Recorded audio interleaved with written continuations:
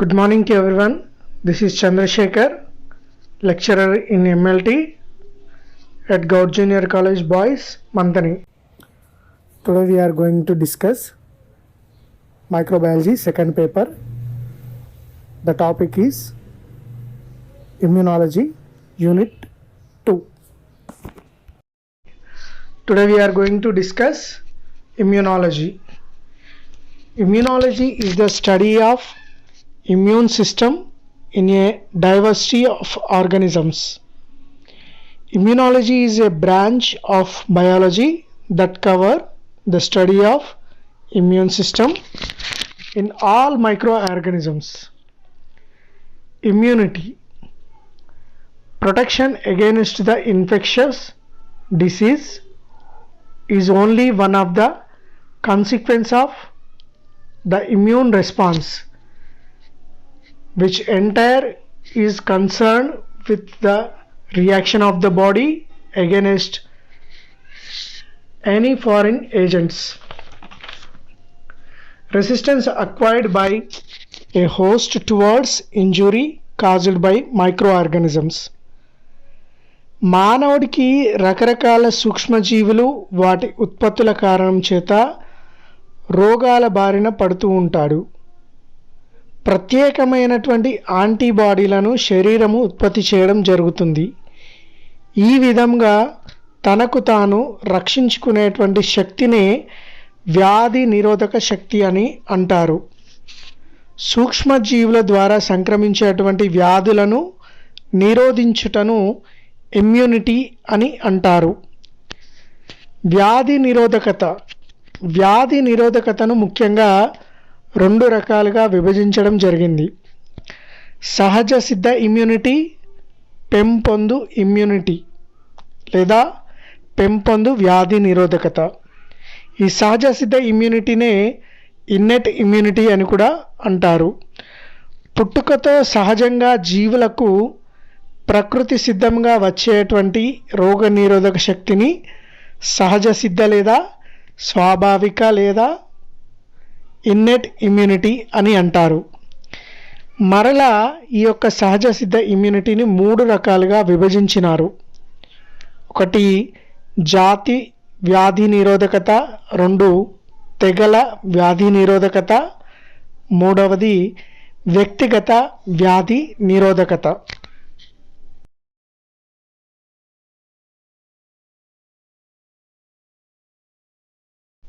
Immunity divided into two classes.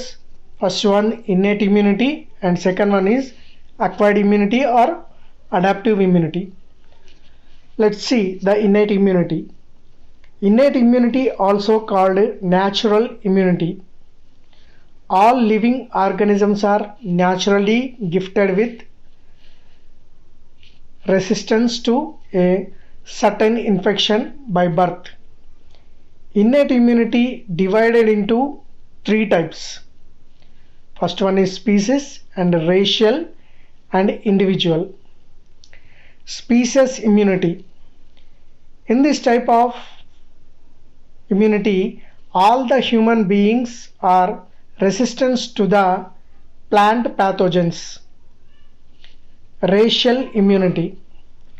In this type of immunity, the difference in the level of immunity exhibited by different races to a individual races is called racial immunity. Example, sheep have resistance to anthrax, but some certain sheep are susceptible. Individual immunity. The resistance exhibited by the individual towards infection disease is called individual resistance. Acquired immunity or adaptive immunity. Immunity developed during the lifetime period develops after the exposure to antigen, microbes, toxins or foreign substances. Acquired immunity is of two types: active immunity and passive immunity. Active immunity develop in response to an infection or vaccination. It is long lasting immunity. This active immunity, again two types: artificial active immunity and natural active immunity. Artificial active immunity: antibodies developed in response to vaccination or resistance to developed by vaccines. Artificial active immunity: antibodies developed in response to vaccination or resistance developed by vaccines.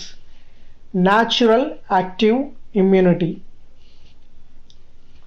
antibodies developed in response to an infection.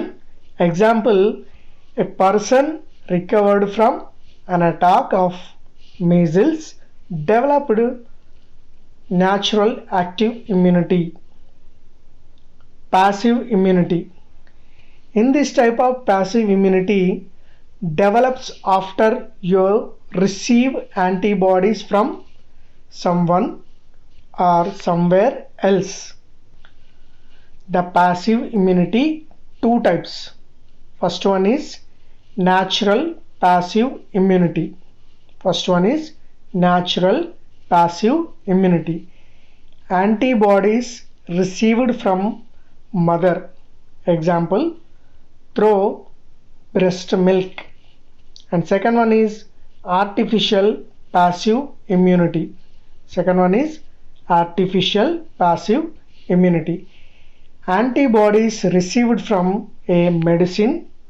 Example, from a gamma globulin injection or infusion. Passive immunity: ఈ పద్ధతిలో వ్యాధి నిరోధక శక్తిని బలహీనమైన రోగికి లేదా వ్యాధి నిరోధక శక్తిని పెంపొందించుటకు సరి అయినటువంటి సమయము లేనప్పుడు ఉపయోగించడం జరుగుతుంటుంది. ఇక్కడ ప్రతిరక్షకాలను పెంపొందించడంలో దేహము పాత్ర అనేది ఉండదు.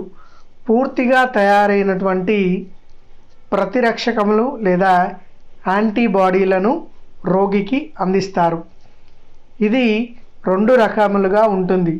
ఒకటి ప్రకృతి సిద్ధ మందకోడి వ్యాధి నిరోధకత. ఇది తల్లి నుండి బిడ్డకు సంక్రమించేటువంటి వ్యాధి నిరోధకత. తల్లి తయారు చేసిన ప్రతిరక్షకములను జరాయువు ద్వారా పిండమునకు చేరి రక్షణను ఇస్తాయి.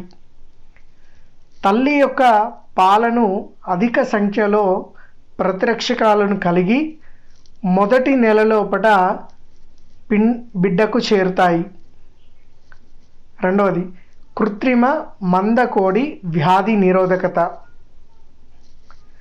వ్యాధి నిరోధక శక్తిని కృత్రిమంగా బలహీనమైన రోగికి ఇవ్వడం, రోగి సంక్రమణ భయం ఉన్నప్పుడు, చురుకు వ్యాధి నిరోధకత ఉత్తేజితమగుటకు సరియైన సమయం లేనప్పుడు ఉపయోగపడు వ్యాధి నిరోధకత పద్ధతి. ఉదాహరణకు ధనుర్వాతము, కంఠసర్పి రాకుండా యాంటీటాక్సిన్ను ఇవ్వడం.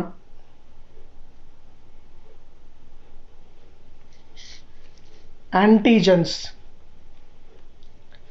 దేహమునకు సంబంధించని బాహ్య విదేహక పదార్థము లేదా అధిక ద్రవ్యరాశి కలిగినటువంటి రసాయనిక పదార్థాలను ప్రతిజనకాలు అంటారు. ఇవి శరీరంలోకి ప్రవేశించినప్పుడు విలక్షణమైనటువంటి ప్రతిరక్షకాలను ఉత్పత్తికి ప్రేరణను కలగజేయును.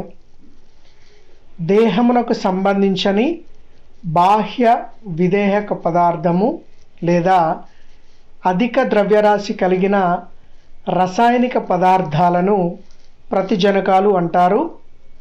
ఇవి శరీరంలోకి ప్రవేశించినప్పుడు విలక్షణమైన ప్రతిరక్షకములను ఉత్పత్తికి ప్రేరణ కలగ చేయును. ప్రతిరక్షకాలు. ప్రతిజనకములు దేహంలో ప్రవేశించినప్పుడు వాటి యొక్క చర్యలను నిర్వీర్యపరచుటకు దేహము ఉత్పత్తి చేయనటువంటి విలక్షణ ప్రోటీనులను ప్రతిరక్షకాలు లేదా యాంటీబాడీస్ అని అంటారు. దేహంలోని బి లింఫోసైట్లు ప్లాస్మా కణములుగా మారి ప్రతిరక్షకాలను స్రవించడం జరుగుతూ ఉంటుంది.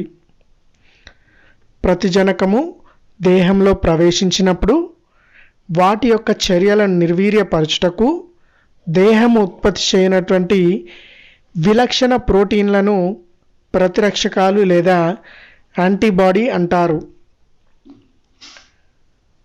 దేహంలోని బి లింఫోసైట్లు ప్లాస్మా కణములుగా మారి ప్రతిరక్షకాలను స్రవించును. ఉదాహరణకు IgG, IgM, IgE, IgA.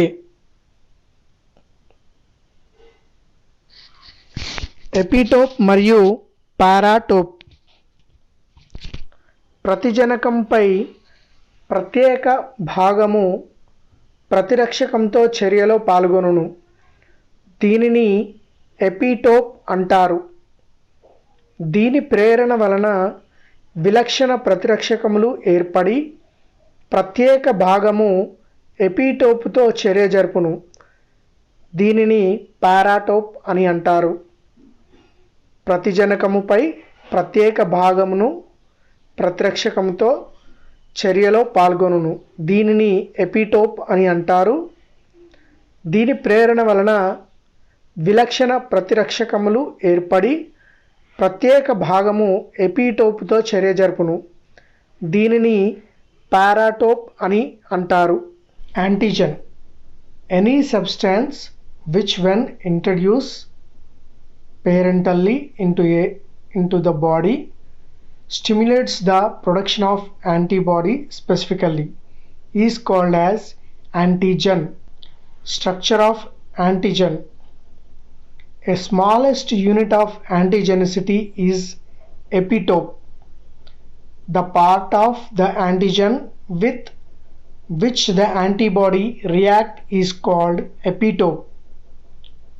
The portion of the antibody that binds to the epitope is called paratope.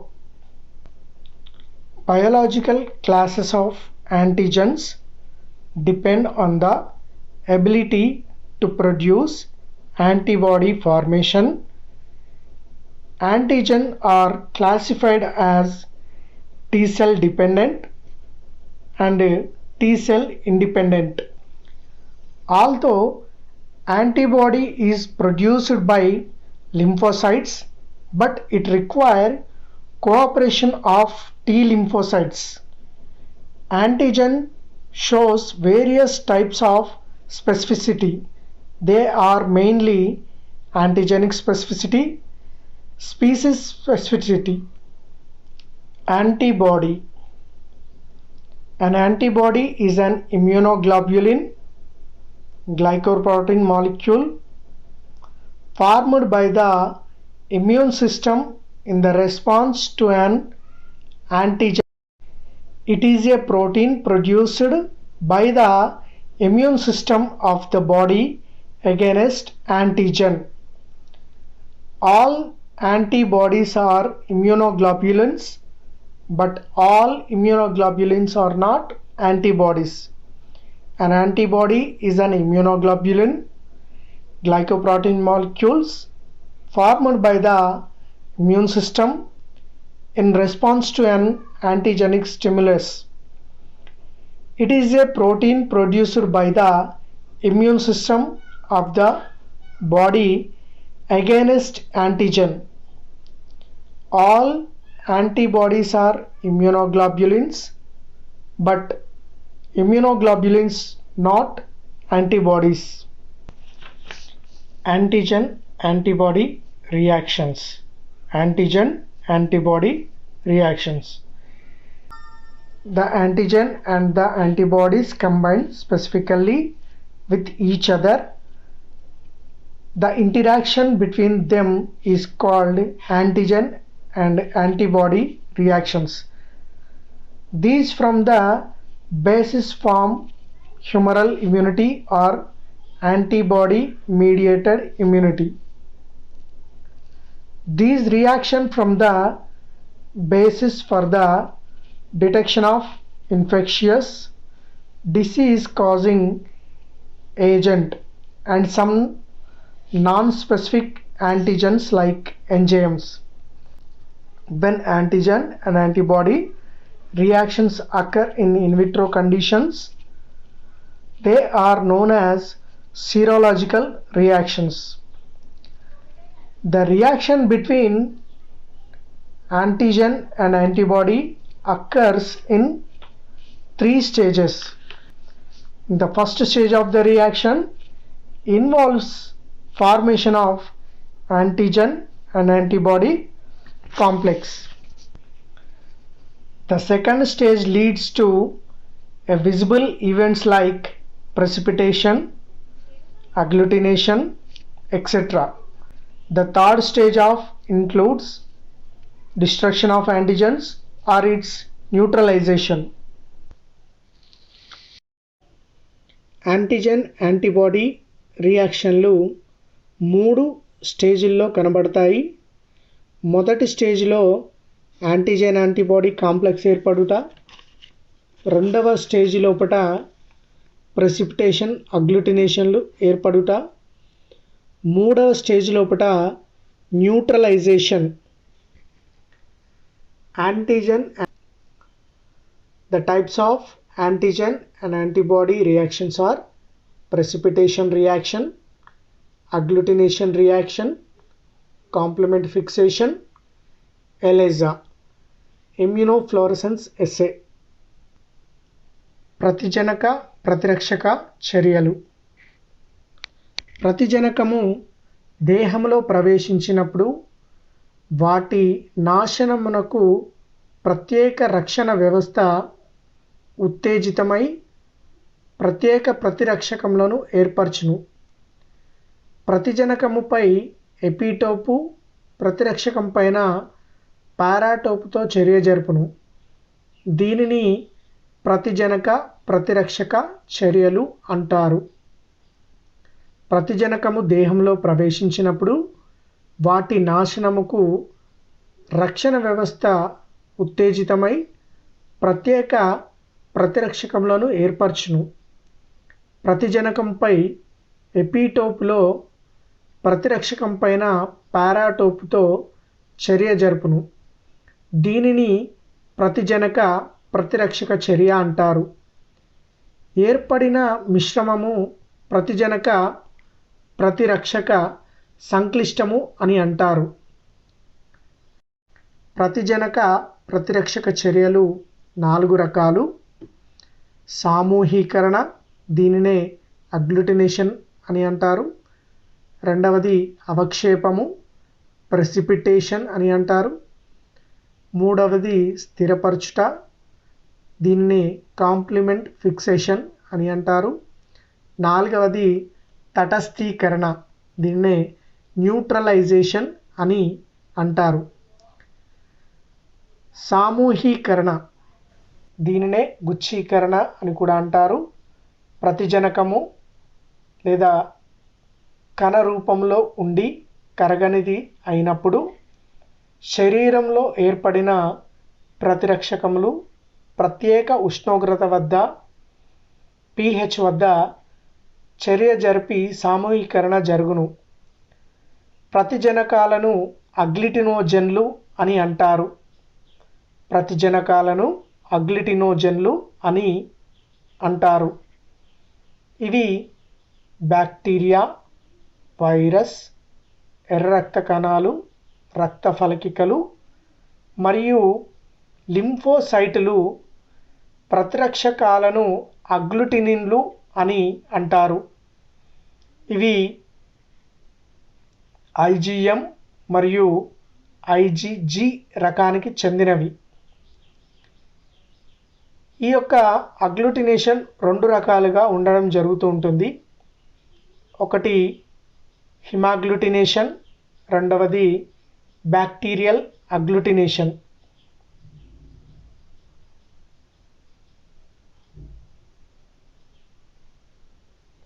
Precipitation అవక్షేపము. ప్రతిజనకము కరిగే స్వభావమును కలిగి ప్రత్యేకమైన ప్రతిరక్షకములతో తగిన ఉష్ణోగ్రత pH వద్ద అవక్షేపమును ఏర్పరచును. ప్రతిజనకము ప్రెసిపిటినోజన్ను అని ప్రతిరక్షకమును ప్రెసిపిటినిన్ అని అంటారు. ప్రతిజనకాలు మాంసకృత్తులు, కేంద్రకామ్లాలు, పిండి పదార్థాలు, క్రొవ్వు పదార్థాలు అయి ఉండును. ప్రతిరక్షకములు IgG రకానికి చెందినవిగా ఉండును. ఈ ప్రెసిపిటేషన్ 3 దశల్లో ఏర్పడుతుంది: excess antibody zone, equivalence zone, excess antigen zone. స్థిరపరచుట కాంప్లిమెంట్ ఫిక్సేషన్.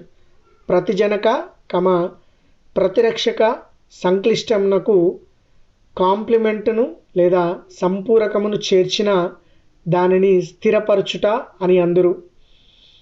ఈ యొక్క కాంప్లిమెంటును సీరంలో ఉండే కరిగే ప్రోటీన్ల సమూహము ఈ యొక్క కాంప్లిమెంట్ ప్రతిజనక ప్రతిరక్షక సంక్లిష్టమునకు మాత్రమే స్పందించబడును. సంపూరక స్థిరీకరణ వలన సిఫిలిస్ వ్యాధి, కలరా వ్యాధిని నిర్ధారించవచ్చును. వైరస్ల వలన సంక్రమించు హెపటైటిస్, పోలియో వ్యాధులను కనుగొనవచ్చును. న్యూట్రలైజేషన్ తటస్థీకరణ. తటస్థీకరణ ద్వారా బ్యాక్టీరియా మరియు వైరస్ స్రవించిన విష పదార్థాల యొక్క చర్యను నిర్వీర్యపరచవచ్చును. విష పదార్థాలు శరీరంలోకి ఏర్పడిన వెంటనే శరీరం యొక్క ప్రత్యేక ప్రతిజనకాలను ఉత్పత్తి చేసి వాటి విష పదార్థాలను నాశనం చేయును. ఇవి 2 రకములు: వైరల్ తటస్థీకరణ, రెండవది బ్యాక్టీరియల్ తటస్థీకరణ. ఉపయోగాలు: డిఫ్తీరియా వ్యాధిలో విష పదార్థాలను కనుగొనుటకు ఉపయోగపడును. Example Chik test. వైరల్ వ్యాధి నిర్ధారణలో కూడా ఈ యొక్క న్యూట్రలైజేషన్ పరీక్ష ఉపయోగపడును.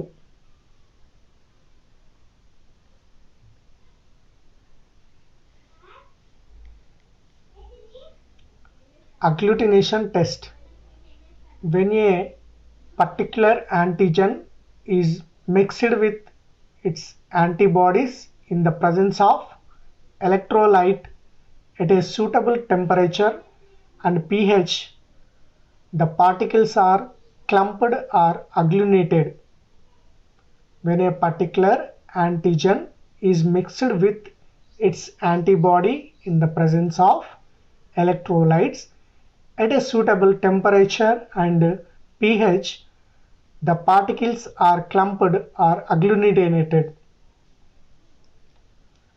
The antibody of the serum causes the cellular antigens to form clump, and those are called agglutinins.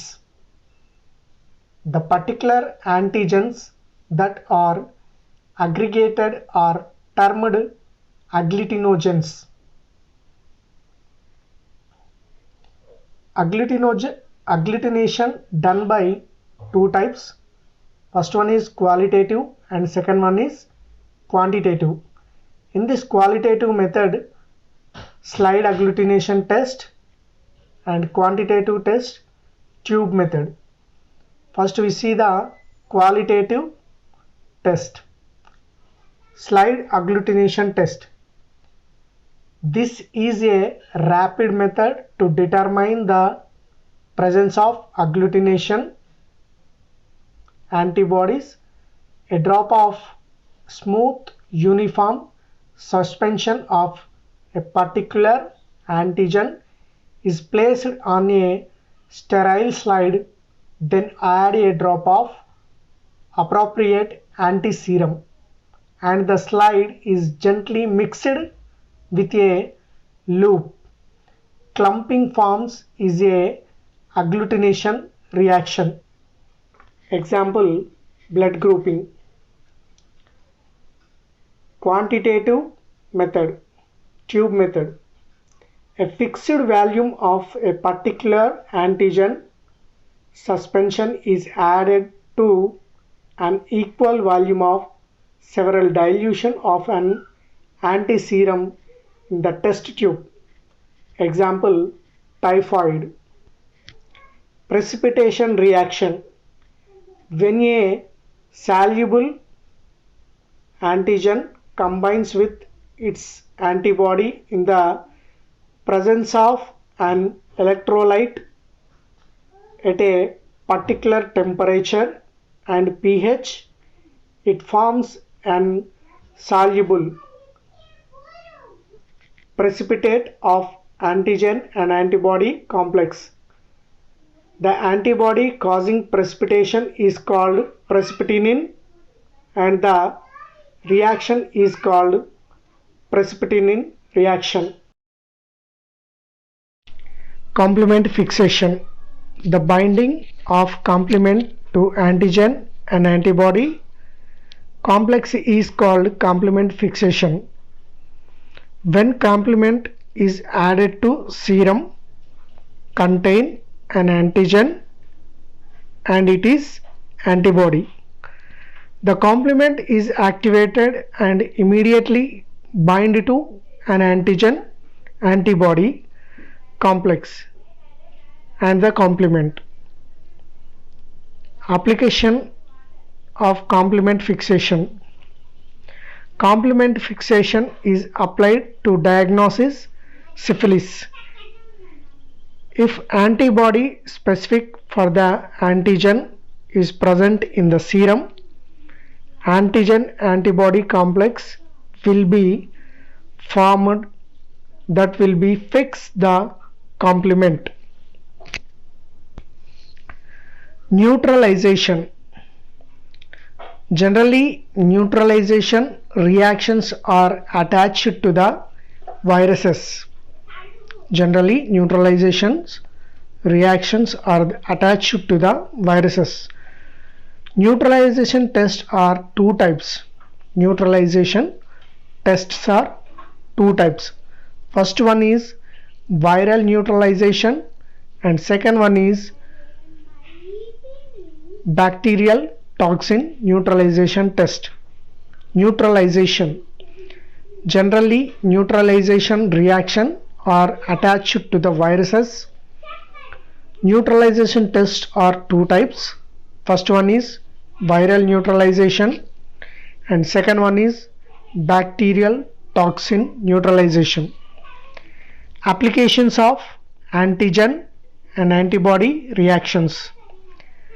Determination of blood group for infusions. Serological ascertainment of exposure to infectious agent. Development of immune assay for the quantitative various substances to detect the presence or absence of protein in serum. Determining the characteristic of certain immunodeficiency diseases. In the continuation part 2, we discuss ELISA and RIA and differences between the active immunity and passive immunity.